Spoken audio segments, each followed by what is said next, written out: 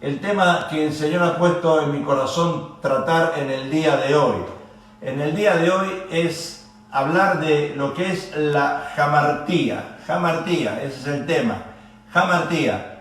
¿Cuántas veces erraste al blanco? Y yo le puse ahí para que ustedes lo vean el blanco y también para que ustedes vean que hay personas buenas y malas en este mundo. Hay personas buenas y hay personas malas. Pero ¿qué es jamartía? Jamartía es errar al blanco, equivocarse. Vamos a ir a la palabra de Dios. Vamos a ir en Romanos capítulo 7 y el versículo 17 dice el apóstol Pablo de esta manera: de manera que ya no soy yo quien hace aquello, sino el pecado. Ahí está la palabra pecado. Jamartía es pecado. Hoy se pronuncia la palabra pecado y ofendemos a la gente porque no entienden. El significado de la palabra pecado es jamartía, errar al blanco, equivocarse. Eso significa pecado, que mora en mí. Y yo sé que en mí esto es, en mi carne, dice el apóstol Pablo, no mora el bien, porque el querer el bien está en mí, pero no el hacerlo. Porque no hago el bien que quiero, sino el mal que no quiero, eso hago. Y si hago lo que quiero, ya no lo hago yo. Escuche, ya no lo hago yo, sino el pecado, la jamartía, ahí está, que mora en mí, la carne, en inglés es flesh. Así que queriendo yo hacer el bien, hallo esta ley, que el mal está en mí. Ahora, todos sabemos, seguro, querido hermano, amigo que nos está sintonizando, todos sabemos de una u otra manera que el ser humano es capaz de cometer errores. Cometemos errores, erramos al blanco.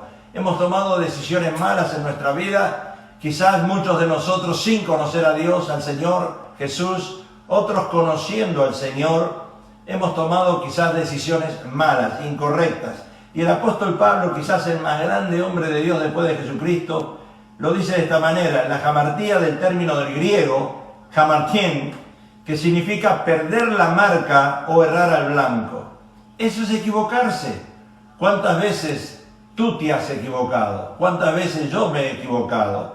Y se asocia esta palabra más a menudo con la tragedia griega, aunque también se utiliza en la teología cristiana. Jamartía, lo que respecta a la literatura dramática, fue utilizado por primera vez por Aristóteles en una poética. Pero jamartía se entiende comúnmente para referirse al error o falla que conduce a una cadena de acciones de la trama que culmina en un cambio que como protagonista da su resultado.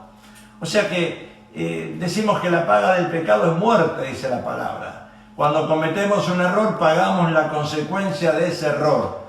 Pero Dios no está aquí para señalarnos la culpabilidad. Acuérdate que Jesús no te señala la culpabilidad. Él vino a salvar y a rescatarte de ese hoyo que te has metido algún día, esas decisiones incorrectas que has tomado. Ahora, puede incluir un error de juicio, o por ignorancia, o por un defecto de carácter, o como se le conoce en el cristianismo, un pecado. Cometer un error, un pecado. Y jamartía se utiliza también en la teología cristiana debido al uso de la Septuaginta, de la Biblia, del Nuevo Testamento. Y el hebreo de chatá y su griego jamartía significan faltar o fallar a la marca o fuera de la marca.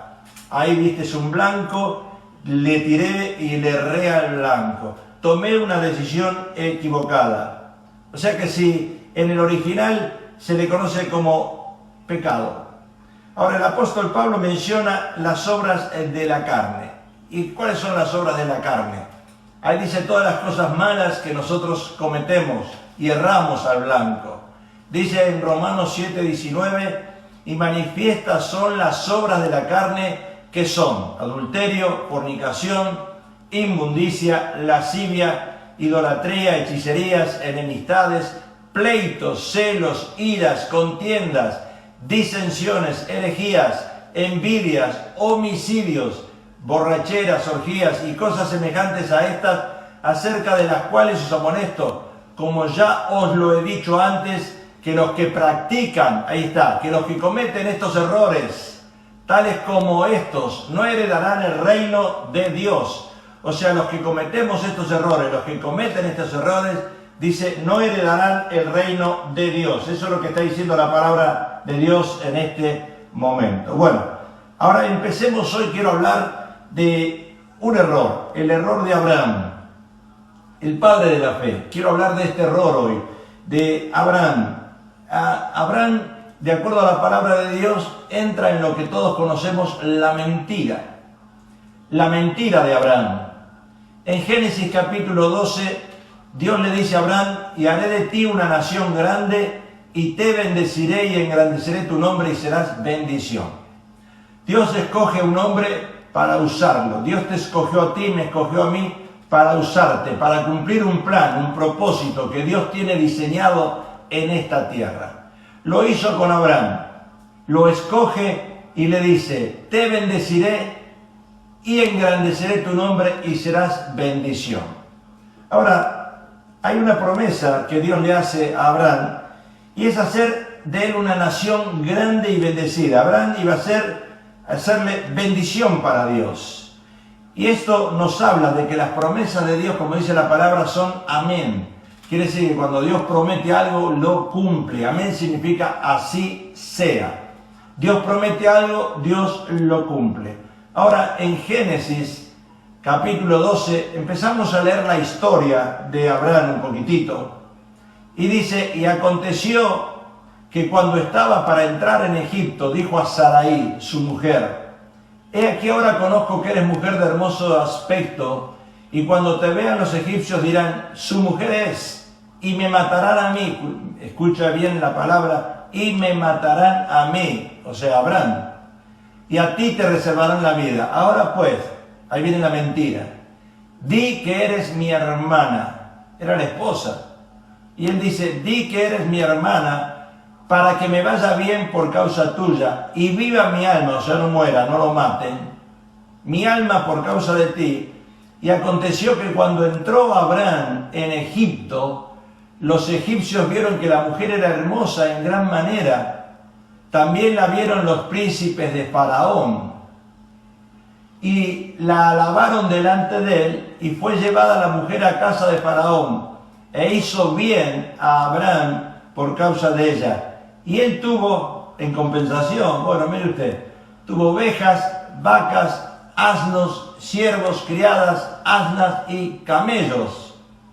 Pero dice el versículo 17, más Jehová hirió a Faraón. ¿Qué culpa tenía Faraón de la mentira de Abraham? Faraón paga los platos rotos, como diríamos nosotros. Jehová hirió a Faraón y a su casa con grandes plagas, por causa de la esposa de Sarai, mujer de Abraham. Por causa de la mentira de Abraham, Dios se la toma con Faraón. ¿Y no por qué no con Abraham? Entonces Faraón llamó a Abraham y le dijo, ¿qué es esto que has hecho conmigo? ¿Por qué no me declaraste que era tu mujer, tu esposa? ¿Por qué me dijiste mi hermana, poniéndome en ocasión de tomarla para mí por mujer? Ahora pues, he aquí tu mujer, tómala y vete. Entonces Faraón dio orden a su gente acerca de Abraham y le acompañaron, y a su mujer con todo lo que tenía. Ahora, algunos me preguntan a mí, ¿no es pecado mentir de acuerdo a los 10 mandamientos? Claro. Nosotros cuando leemos la palabra de Dios tenemos que entender la época en que se vivió el evento, los años en que fueron vividos, qué pasaba en aquella época, tantos años atrás, qué es lo que se vivió en ese momento. Eso es importante. Me preguntan a mí entonces, ¿no es pecado mentir? Claro que es pecado. Ahora, si es pecado mentir de acuerdo a los 10 mandamientos, ¿por qué le dijo Dios a Abraham y a Sara para mentir? ¿No condena a Dios al mentiroso? ¿Por qué le permitió a Abraham mentir? ¿Acaso Dios no condena al mentiroso? Bueno, si vamos a la palabra de Dios, en Apocalipsis nosotros podemos ver algo importante ahí. Dice Apocalipsis 21, pero los cobardes e incrédulos, los abominables y homicidas, los fornicarios y hechiceros, los idólatras y todos los mentirosos, tú y yo. Bueno, ¿por qué? Porque siempre se nos ha escapado una mentira. Y acá dice, todos los mentirosos. Algunos me dicen a mí, pero fue una mentira blanca. Bueno, la de Abraham quizás fue una mentira blanca. una mentira tratando de protegerse él, de salvar su vida. Pero acá dice, todos los mentirosos tendrán su parte en el lago que arde con fuego y azufre, que es la muerte segunda. Si vamos a la palabra de Dios, nosotros encontramos las consecuencias de mentir. Cuando uno miente, trae consecuencias. Por ejemplo, la mentira, de acuerdo a la Biblia, lleva a la condenación, a la muerte eterna. Satanás, dice la Biblia, es padre de mentira, induce al hombre a mentir. Satanás es el que te induce a mentir y te arrastra a hacer cosas peores. Mentir por quedar bien es concederle un derecho legal a Satanás. Esa mentira blanca no existe, y mentir por quedar bien, entramos en el reino de Satanás. O sea, le damos el ok a él, en otras palabras. Detrás de toda mentira hay un espíritu oculto, porque cuando uno trata de mentir, hay algo que está ocultando esa mentira. Y el mentiroso pierde credibilidad en su entorno y ya no se le cree lo que dice. O sea, las personas que están al lado de una persona que miente, no le cree ya lo que está diciendo. También una mentira lleva a otra mentira, una mentira lleva a otra, y para tapar esta mentira usamos otra, después otra, con tal de tapar mentiras, y esa otra lleva a otra, formando un eslabón de mentiras. O sea, lo que hablamos nosotros, una cadena de mentiras, que no solo enlazan al mentiroso, sino a toda su familia, a todo el contexto, finanzas también, y lo que va alrededor de esa mentira es enlazado en ese eslabón. La palabra de Dios dice ahora en Juan 3:8 dice, el que practica el pecado, o sea que el que practica esa mentira, es del diablo. Porque el diablo peca desde el principio, él es engañador. Para esto apareció el Hijo de Dios, Jesús, para deshacer las obras del diablo. Ahora, para deshacer las obras del diablo tenemos que dejar de mentir. Ahora, entonces, ¿por qué Dios le permitió a Abraham mentir? ¿Por qué Dios le acepta la mentira a Abraham? Sigamos con la historia, ahí vamos a aprender. La Biblia nos dice que Moisés hizo lo que Dios le dijo que hiciera, Moisés, y también pasó lo mismo. Es tan sorprendente que Abraham podría haber dicho algo similar para evitar la muerte de los justos. Dios me mandó. Así le pasó a Moisés. Dios me manda. Abraham, Dios me mandó. Dios me ordena. Tengo un llamado de Dios y Dios me autoriza a mentir. Bueno, ahí tenemos que ver, hacer un paréntesis en esa declaración de Abraham o de esa justificación. El registro de la Biblia nos dice que Dios bendijo a Abraham a pesar de la mentira. Eso me queda duda a mí. Entonces yo tengo que pensar, ¿cómo puede ser que Dios bendiga a Abraham a pesar de su acción? Ahora, Abraham no eligió este camino por su cuenta, pero al igual que Moisés, estaba obedeciendo una orden directa de Dios. Ahora, ¿quién puede conceder excepciones a sus leyes si le place? ¿Acaso no dice la Biblia que Dios no hace excepción de personas? Y si Dios no hace acepción de personas, ¿por qué hizo acepción con Abraham? Porque a Abraham le permitió ciertas cosas.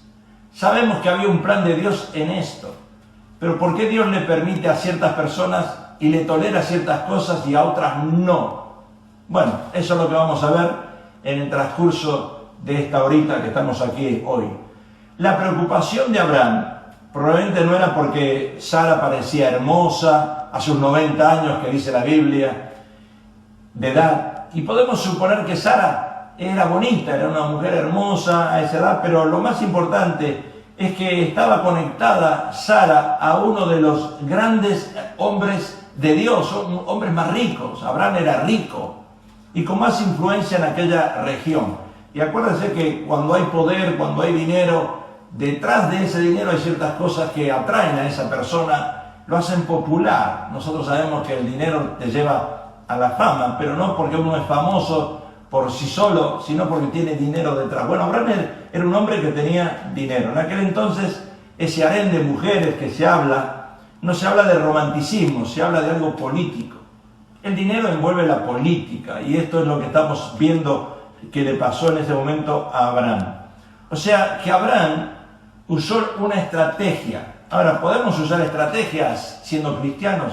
Bueno, en ciertas maneras podemos usar estrategias. Dios es un Dios de estrategias. Él también fue a la cruz, usó una estrategia para ir a la cruz. Usó un mandato de Dios. Jesús fue a la cruz porque el Padre se lo ordenó, pero usó una forma de estrategia para ir a la cruz. Y Abraham usó la estrategia de la mentira con Faraón para evitar que lo mataran. Ahora, ¿cuántas personas hoy en día que están viendo esta predicación, esta enseñanza, entienden lo que estoy diciendo? ¿Cuántas veces tú has usado alguna mentira para tratar de que no te lleven preso, a la cárcel, para tratar de no pagar impuestos, para tratar de salir de un escollo o de algo que estabas metido? Siempre podemos decir, yo quiero justificar esa mentira. Y siempre hay un área que uno quiere justificarla, pero no deja de ser mentira. Entonces, Abraham usó una estrategia de la mentira con Faraón para evitar que lo mataran. ¿Qué era mejor? ¿Ponerse al frente de Faraón y que lo maten o salvarse de la muerte? Bueno, es la pregunta que yo te haría a ti hoy en día. Si hoy viene alguien y te dice, ¿tú eres cristiano? Y si tú dices, yo soy cristiano, seguidor de Cristo, y te matan, como lo hacían en otros países tiempo atrás, mataban al cristiano. El mismo apóstol Pablo era perseguidor de la iglesia, mataba a los cristianos. Y si a ti viene la ley y te dice, si eres cristiano, te vamos a matar. ¿Qué dices tú? ¿Soy cristiano? ¿Soy un hijo de Dios? ¿O vas a decir, como dijo el apóstol Pedro, lo negó a Jesús? Pedro también, el apóstol, era uno de los discípulos, y lo negó a Jesús. Quiere decir que se salvó Pedro de que lo maten. Y usó una mentira el apóstol Pedro. De eso vamos a hablar en la próxima semana, de la mentira de Pedro. Pedro usó una mentira, una estrategia para que no lo maten. Entonces en Génesis encontramos nosotros esa mentira con Faraón de Abraham. Y dice Génesis 12:11, y aconteció que cuando estaba para entrar en Egipto, dijo a Sarai su mujer, he aquí ahora conozco que eres mujer de hermoso aspecto. Y cuando te vean los egipcios dirán, su mujer es, y me matarán a mí, y a ti te reservarán la vida. Versículo 13 dice, ahora pues, di que eres mi hermana. Ahí está. Para la luz de Faraón, salió la mentira, ¿verdad? Pero él no sabía bien, Faraón no sabía, creyó esas cosas. Di que eres mi hermana para que me vaya bien por causa tuya y viva mi alma, o sea, no se muera, por causa de ti. O sea que Abraham usa una estrategia de la mentira con Faraón para evitar que lo mataran.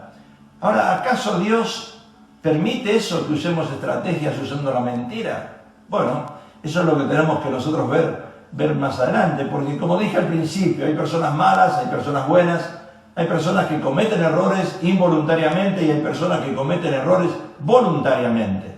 Y eso es lo que nosotros tenemos que entender en la Biblia. En la Biblia encontramos hombres de Dios, líderes, que han cometido errores.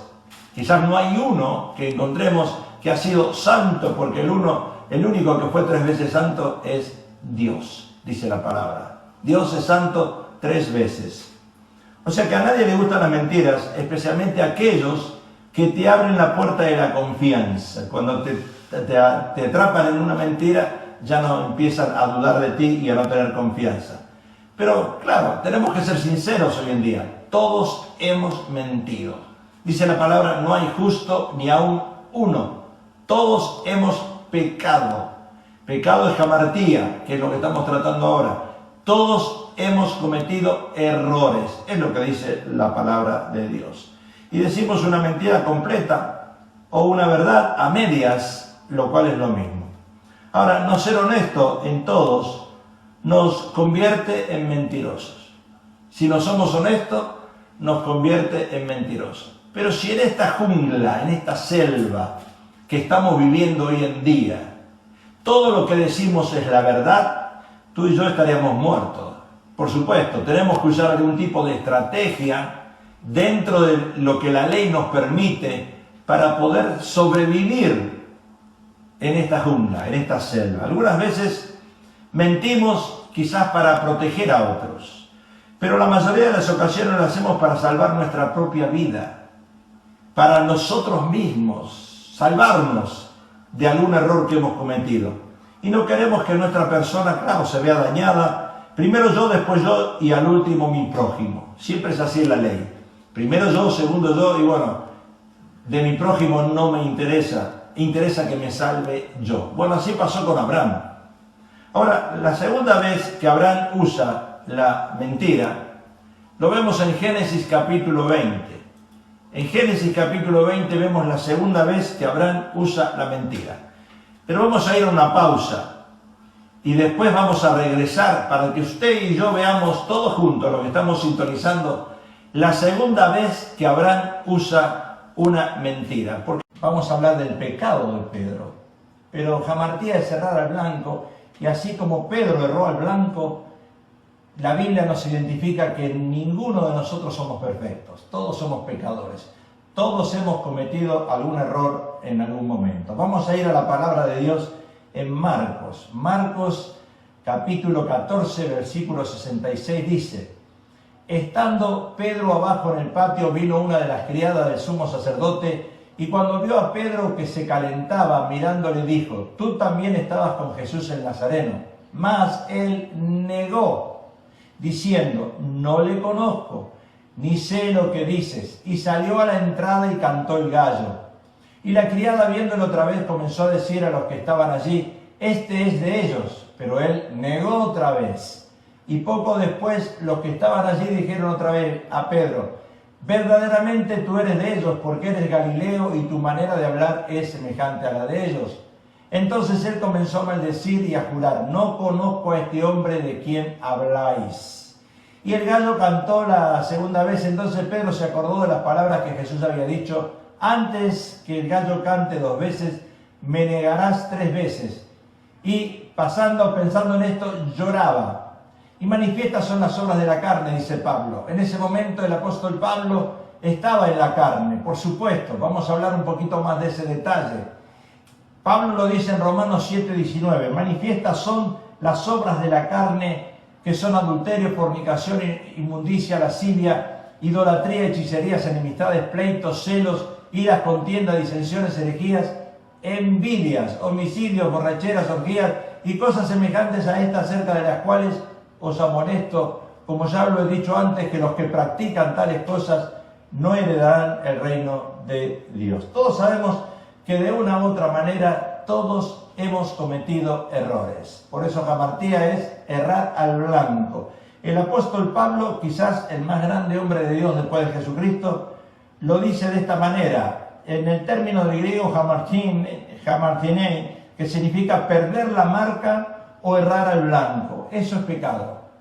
Perder la marca o errar al blanco. Y se asocia más a menudo con la tragedia griega, aunque también se utiliza en la teología cristiana.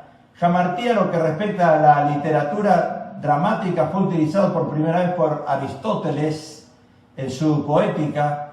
Y jamartía se entiende comúnmente para referirse al error o la falla que una persona comete. Nosotros podemos decir, hay varios pecados en la Biblia que señalan, pero cambiamos la palabra pecado, la corremos un poquito y le ponemos jamartía, que significa erraste, hermano, erraste, hermana, erraste, te equivocaste. Jamartía se utiliza también en la teología cristiana debido al uso de la Septuaginta y del Nuevo Testamento. En hebreo, chatá, y su equivalente griego de jamartía significa faltar a la marca o fuera de la marca. O sea que debemos entender y aceptar que todos tenemos nuestra vieja naturaleza dentro. Cuando aceptamos a Jesús, cambiamos y entramos en una naturaleza nueva, nacemos de nuevo, como dice la palabra de Dios. Pero la vieja naturaleza está siempre en nosotros. Ahora, en esa vieja naturaleza, Pedro, antes de ser Pedro, su nombre era Simón. Pongamos mucha atención a esto porque cuando hay un cambio de naturaleza, también cambia el nombre. Y Simón era el nombre original. En Mateo 16:16 dice: Respondiendo Simón Pedro dijo, tú eres el Cristo, el Hijo del Dios viviente. Entonces le respondió Jesús, bienaventurado eres Simón, hijo de Jonás, porque no te lo reveló carne ni sangre, sino mi Padre que está en los cielos, te lo ha revelado. Cuando hablamos nosotros de una conversión, nos referimos a una metamorfosis. El gusano, al poco tiempo de ser gusano, se convierte en mariposa. Eso se llama metamorfosis. Y la palabra crisálida indica la forma que toma la larva, o sea, la oruga, antes de transformarse en mariposa. Las mariposas, en términos científicos, se dicen lepidoteros. Parecen haber sido creadas para realzar la belleza de las praderas, de los bosques, de los jardines. Las mariposas dan vida, las vemos nosotros y dan vida. Pero antes, en su vieja naturaleza, eran un gusano. Un gusano. Ahora se reproducen en cantidades y la verdad que es hermoso verlos cuando cambian y se transforman, pero se reproducen en cantidades y vemos cantidades, especialmente ahora en el otoño, en la primavera y después en el verano. Ahora vemos cantidades de mariposas andando por el aire. Sin embargo, en ciertas especies de mariposas son diurnas, puede haber 2 generaciones, de primavera a primavera. Y estos insectos sufren una metamorfosis completa, o sea que transformaciones que sufren los insectos. Quizás algunos peces también, desde que salen del huevo hasta el estado adulto, y pasan por 4 fases. Primero el huevo, después la larva, después la crisálida y el individuo adulto. Ahora, no ocurre esa metamorfosis en el hombre exactamente de la misma manera, pero Pablo enseña que hay una vieja naturaleza en nosotros, se llama flesh, se llama carne, y esa carne muchas veces nos controla, nos domina. Cuando uno acepta a Cristo, dice Pablo que debemos vivir en el Espíritu, ahí viene el cambio, la metamorfosis. Uno no cambia de religión, cambia de estilo de vida, porque ahora vive en el Espíritu. Ahora cambió, hay una metamorfosis, una transformación en el ser humano. ¿Éramos gusanos? Claro, éramos gusanos viviendo en el pecado, arrastrándonos en el lodo. Pero vino Jesús y nos cambió esa metamorfosis y nos hizo sus hijos. Jesús le dijo a Nicodemo, te es necesario nacer de nuevo. Entonces, antes de ser Pedro, era Simón. Respondiendo Simón Pedro dice, tú eres el Cristo, el Hijo del Dios viviente. Entonces le respondió Jesús, bienaventurado eres Simón, hijo de Jonás, porque no te lo reveló carne ni sangre, sino mi Padre que está en los cielos. A pesar de que Pedro, el apóstol Pedro, reconociera a Jesús como Cristo, también Pedro muchas veces fue un obstáculo para Jesús. Nosotros quizás muchas veces somos obstáculos para el reino de los cielos. No nos damos cuenta, pero vamos a explicar algo en detalle. Pedro muchas veces fue un obstáculo para Jesús. ¿Por qué digo eso? Si vamos a la palabra de Dios, Mateo 16, 17 dice, entonces le respondió Jesús, bienaventurado eres Simón, hijo de Jonás, porque no te le reveló carne ni sangre, sino mi Padre que está en los cielos. Y yo también te digo que tú eres Pedro, y sobre esta roca edificaré mi iglesia, y las puertas del Hades no prevalecerán contra ella. Y a ti te daré las llaves del reino de los cielos, y todo lo que atares en la tierra será atado en los cielos, y todo lo que desatares en la tierra será desatado en los cielos. Entonces mandó a sus discípulos que nadie dijese que él era Jesús el Cristo. Y sigue diciendo la palabra, y ya viene la parte importante.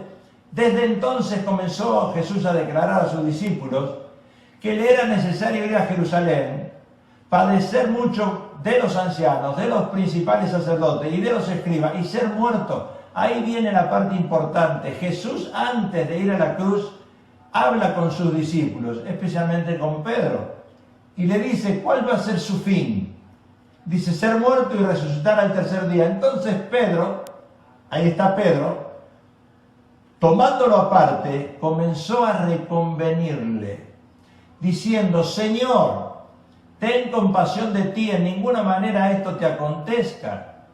Pero él, volviéndose a Pedro, le dijo esto, escuche lo que le dijo, quítate de delante de mí, Satanás, me eres tropiezo, porque no ponen la mira en las cosas de Dios, sino en las de los hombres. O sea que acá vemos algo importante, que cuando Jesús estaba tratando de darles a entender cuál era su fin, era la muerte y la resurrección, Pedro trató de cualquier manera de convencer a Jesús de no ir a la cruz. Por eso yo digo que fue un obstáculo. Pedro en ese momento no estaba entendiendo el plan de Dios en Jesús. Y era un obstáculo, él estaba tratando de convencer a Jesús, Jesús, no vayas a la cruz. Entonces Pedro dice que lo tomó aparte, comenzó a reconvenirle diciendo, Señor, ten compasión de ti. ¿Cómo? Jesús iba a tener compasión del mismo. No entiendo, si él era Dios, tenía un plan establecido por el Padre, ir a la cruz, morir, resucitar. Y Pedro le dice, ten compasión de ti. Ahora, yo no sé si puede una persona que dice amar a Jesús tener dos caras. ¿Acaso sí puede una persona amar a Jesús y tener dos caras? Cuando una persona tiene dos caras, nosotros le decimos que es un hipócrita. Pedro en este momento estaba actuando como un hipócrita, tenía dos caras. O sea, diríamos doble personalidad. ¿Por qué decimos eso? Porque él volviéndose le dijo a Pedro, mire, quítate delante de mí, Satanás, me eres tropiezo. ¿Cómo puede ser que si Pedro le habló a Jesús, Jesús reprende a Satanás y le dice, quítate de delante de mí, Satanás? Qué importante. Notemos que acá Jesús no le habla a Pedro, sino le está hablando a un espíritu que habló en el lugar de Pedro. Podemos decir, ¿hay una doble personalidad en nosotros? Bueno, claro que la hay. Existe esa doble personalidad, la vieja naturaleza y la nueva naturaleza. ¿Quién habla? ¿Hablas tú, tu intelecto, tu mente, o habla el Espíritu Santo? ¿Quién habla a través tuyo? ¿Es Satanás o Dios? Bueno, ¿quién es el que habla? Tú puedes entender que hay alguien que está hablando porque reconoce si es algo negativo, es Satanás, si es algo positivo, viene de Dios. Entonces, ahí Pedro estaba insinuándole a Jesús no ir a la cruz. Y primeramente debemos de entender que la palabra Satanás, normalmente utilizado para referirse al diablo, significa adversario. La palabra dice que Satanás es nuestro adversario, nuestro acusador. Es uno que se opone a otro en un propósito o en un hecho. El adversario Satanás se estaba oponiendo a Jesús, no quería que vaya a la cruz. Porque Satanás sabía que si Jesús iba a la cruz, nosotros tendríamos la salvación y también una vida eterna. Entonces ese es el adversario. Ese es el adversario que cada uno de nosotros tenemos, que nos habla diariamente, que nos está diciendo, no, ¿para qué vas a la iglesia? Tú eres cristiano, te dicen aleluya, pero te sacan el dinero, solamente te usan. No vayas a la iglesia. No le hagas caso a la palabra de Dios porque no es verdadera, no es Dios que la escribió, la escribieron los hombres. Bueno, ahí tú escuchas palabras que entran a tus oídos. Y cuando tú la bajas al corazón diciendo yo creo, bueno, ya te conviertes en un satanista. Bueno, crees en Satanás. Ahora de cierto sabemos que Pedro no era el diablo. Pero algo había en él que causó que Jesús lo llamara Satanás. Algo había.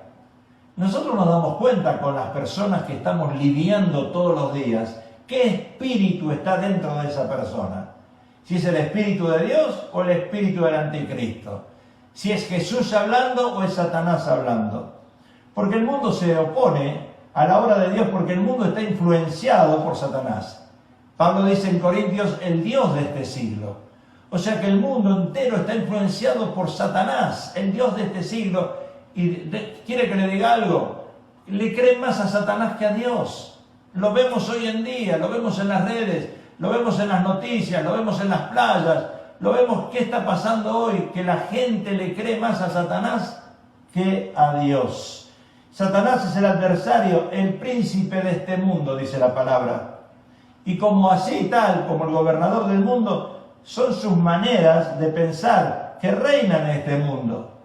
Y Pedro, en su vieja naturaleza, todavía no había sido regenerado. Tenemos que entender que cuando leemos la Biblia en ese pasaje, Pedro todavía no había sido regenerado y controlado por medio del bautismo y la llenura del Espíritu Santo. porque esto ocurrió en el día de Pentecostés. Ya sabemos que Pedro ahí recibió el bautismo del Espíritu Santo en Pentecostés. Y por esta razón Pedro todavía no entendía todas las cosas que Jesús le estaba diciendo. Yo creo que hay muchos hoy en día que no entienden lo que Jesús dice, que creen que la Biblia es un libro de religión, que creen que la Biblia simplemente es un libro para acercarse a Dios. No es eso. La Biblia es un manual de instrucciones que te da la manera de cómo vivir diariamente. Eso es la Biblia. No es un libro religioso, es un manual de instrucciones. Claro, fue instituido por Dios. Sabemos que sí, Dios fue el que escribió esa Biblia. Fue Él el que nos está dando las instrucciones hoy en día. Pero Pedro, porque todavía no había sido regenerado su espíritu a la forma de pensar del mundo, así pensaba Pedro. Y hay muchos cristianos que todavía piensan como piensa el mundo. No solo Pedro, muchos cristianos hoy en día todavía piensan como el mundo piensa. ¿Y por qué? Porque su mente no ha sido regenerada. Dicen ser cristianos, pero no abrieron el corazón a Jesús. Están siguiendo una religión o están siguiendo al hombre, a Vicente. Donde va Vicente va la gente, pero no están siguiendo a Dios. Eso es lo que está pasando hoy en día. Recordemos que Pedro fue el apóstol a los judíos, Pablo a los gentiles. Y Pedro tenía una gran responsabilidad y también tenía que estar temeroso de que los judíos le cayeran todos encima. El pueblo de Israel estaba soñando, acuérdense, con un Mesías. Y si Pedro negaba, o si Pedro decía así, yo conozco a Jesús y esto, bueno, lo podían haber matado en aquel tiempo. Entonces el pueblo de Israel estaba soñando con un Mesías que vendría a librarlos del poder de los romanos y que reinaría con gran poder y gloria en la tierra. O sea que ellos, los judíos, es el día de hoy, querido hermano, hermana, que están esperando a un rey. Están esperando al Rey de Reyes y Señor de Señores que entre en un caballo blanco. Ellos no creen que Jesús es Dios, que Jesús es el Hijo de Dios y es Dios mismo. No lo creen. Y con razón, Él les dijo, mi reino, Jesús dijo, no es de este mundo. Pero ellos no entendían. Jesús lo repetía una y otras veces, mi reino no es de este mundo, mi reino no es de este mundo. Pero no entendían. Y como vemos, la agenda de Satanás era evitar oponerse a que Cristo fuera a la cruz. Allí Cristo lo derrotaría totalmente y le quitaría lo que él había robado. De acuerdo a Hebreos 2:14, cuando Pedro dijo a Jesús estas palabras, Señor, ten compasión de ti. Él le dice a Jesús, ten compasión de ti. En ninguna manera esto te acontezca. Estaba vociferando el sentir del pueblo. Hablaba por el pueblo. Pedro era el que transmitía lo que el pueblo judío estaba diciendo en ese momento, o como dijo Jesús, lo que es de los hombres y posiblemente de los demás discípulos por igual. El pueblo judío era un pueblo que estaba preso en la cárcel, no física pero espiritual, del mismo diablo preso. Es hoy en día que el pueblo judío está preso del diablo. Y este encarcelamiento espiritual no les permitía ver la realidad del reino de Cristo. No le creen. Todavía es el día de hoy que los judíos no creen en Jesús como Dios. Y cuando Pedro dice al Señor que no vaya a la cruz, estaba repitiendo el mismísimo mensaje que Satanás había puesto en las mentes del pueblo. O sea, Pedro era el pueblo hablando y Jesús que sabe, que tiene discernimiento, que conoce lo que hay en tu corazón, le dijo, sal de mí, Satanás. Claro, es interesante que aún después que Cristo fue resucitado de los muertos, todavía Pedro no entendía la naturaleza espiritual del reino de Dios y de Cristo sobre la tierra. Días antes del día de Pentecostés, Pedro todavía estaba procurando un reino terrenal. Por eso qué importante que es no solo aceptar a Cristo y recibir el Espíritu Santo, sino ser bautizados en el Espíritu Santo, con el Espíritu Santo, con las evidencias de hablar en otras lenguas.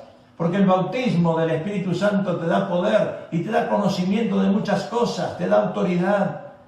Y eso le faltaba a Pedro, pero tuvo que llegar el Pentecostés para que Pedro recibiese lo que había de recibir. Vamos a ir a una pausa y vamos a escuchar un canto más